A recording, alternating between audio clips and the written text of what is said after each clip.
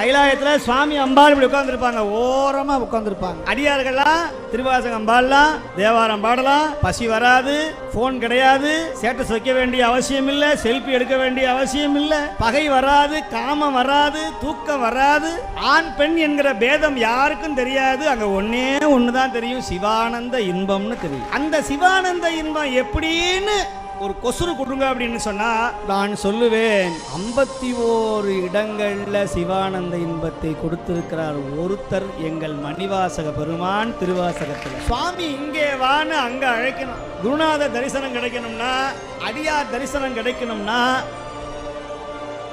சுவாமி நிறைய பேர் சொல்லுவான், நான் திருவண்ணாமலைக்கு போய் சுவாமியை பார்த்தேன், திருப்பதிக்கு போய் லட்டு வாங்கி சாப்பிட்டேன், பெருமாளை பார்த்தேன். அட மடையனே, அண்ணாமலையார் ஒன்ன பார்க்கணும்னு அவர் ஆசைப்படுறாரா? நீ அவரை பார்க்கவே முடியாதுடா. அயனும் மாலும் காணுதற்கு அரியவள 500 ரூபா டிக்கெட்ல பார்த்துட்டேன்னு சொல்றிய, ஒன்ன பார்க்கணும்னு அவன் ஆசைப்படணும்டா. நீ வரணும்னு அவன் நினைக்கணும்.